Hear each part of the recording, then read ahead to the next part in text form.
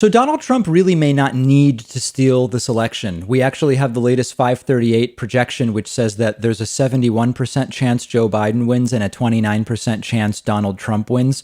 You might recall those are very similar numbers to 2016. And in 2016, of course, it went the way of the 29%. So we're going to deal with that tomorrow. But the point is, Trump may not need to steal the election, but he's not taking any chances.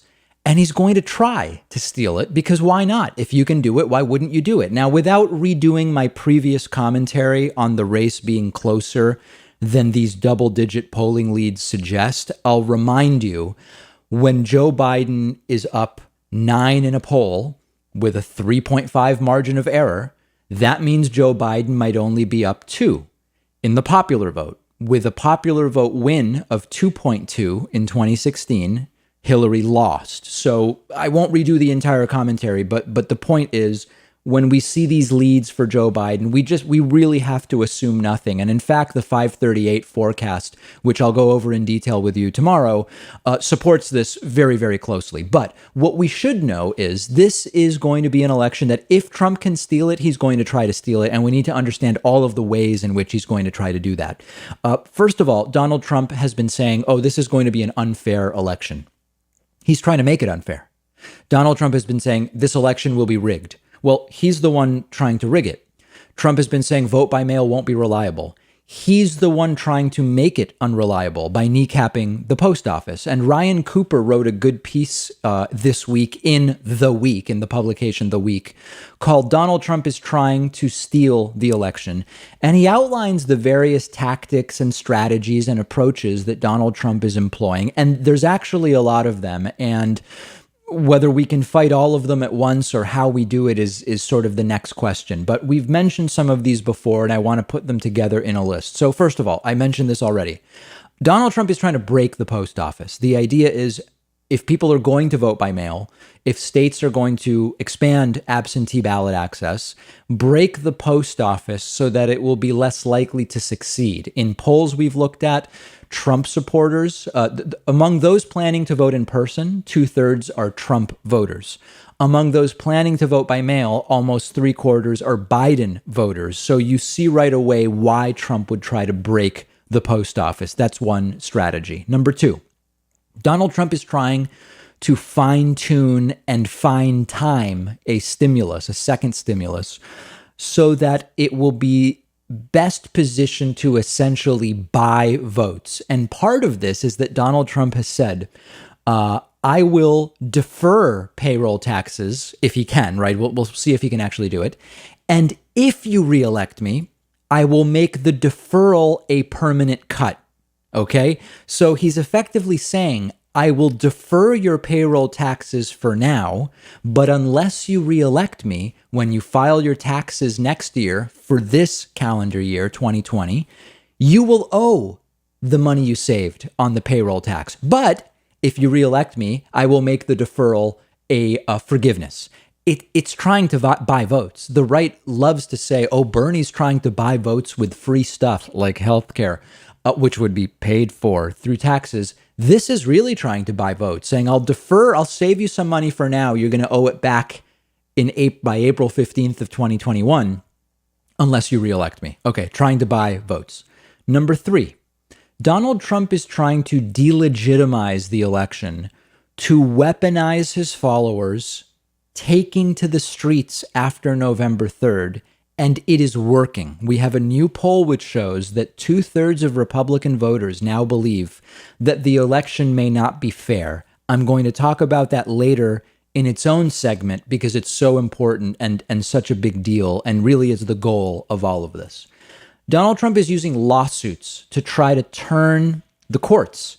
Remember that the courts, one of the biggest successes, if you can call it that, one of the biggest accomplishments of the Trump administration is, mostly thanks to Mitch McConnell's help, getting 2 Supreme Court justices confirmed, one of which should have been Barack Obama's selection, Merrick Garland, and getting hundreds of lower court judges confirmed. So Donald Trump is using lawsuits, and he's being open about it. He's talking about, we've got this in court, we've got that in court.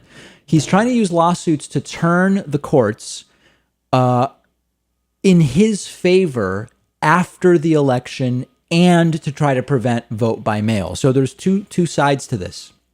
Use the courts now to try to block vote by mail in different states and start laying the groundwork to, if there's a challenge after the election, have courts that maybe will be more predisposed to rule in Donald Trump's favor. And you might remember that for a couple weeks now, Donald Trump has been warning it could take days, it could take weeks, it could take months. Trump even said it could take years to know who won the November election. That's not going to happen. But the point is, Trump is trying to ensure that it takes longer than it has to with the lawsuits, with the destruction of the Postal Service, so on and so forth. Now, again, Trump might not need to do this stuff.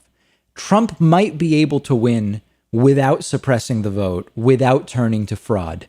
But it's possible that the only way Trump can win is with these tactics. And this very well could end up being the craziest presidential election that the U.S. will have ever had, at least in the modern political era. So what do? Come on, you guys know what we do. You know what we do. We vote early, ideally.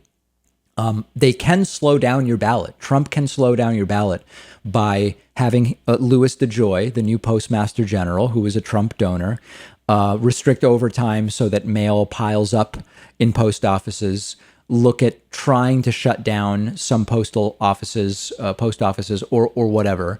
But if you mail in your ballot 3 weeks early, even if it's slowed down by 1, 2, 3, 4 days, it's going to get there. And presumably it's going to be counted unless Trump figures out a way to mess with the actual election and voting precincts themselves. They can close polling places. But if you plan to vote early, you will be less affected by that. So put the mask on or do the mail-in thing or whatever. Let's do this. We know now that it is Biden and Harris. Could not be more different than Trump and Pence. For all of the complaints we might have about a lack of perfection in this ticket, and certainly there are many, and be aware of when and where you can start to vote early. I'm going to talk about that a little bit in the next segment, but a lot that we can do and a lot that we should be doing. If you love feeding your intellectual curiosity, but you're always struggling to find the time, check out one of my all-time favorite apps called Blinkist. Blinkist lets you consume an entire book on your way home from work. They take thousands of popular nonfiction books, condense each one into text or audio that you can get through in just 15 minutes, and you get all of the important core ideas and information from that book. It's perfect if you don't have enough time to do all the reading you want to do, or if you just want to sample a book before you buy the entire thing. I recently read A Brief History of Time, of course, by the great Stephen Hawking. This is a book that I have been aware of for so long, and other things got in the way, and it was fantastic to check it out on Blinkist. Blinkist has books on politics, philosophy, science. They have 27 different nonfiction categories, and a subscription is only about $8 a month, and you get the entire library. But you can try it totally free and get 25% off a subscription when you go to Blinkist.com/Pakman. I've put the link right underneath this video.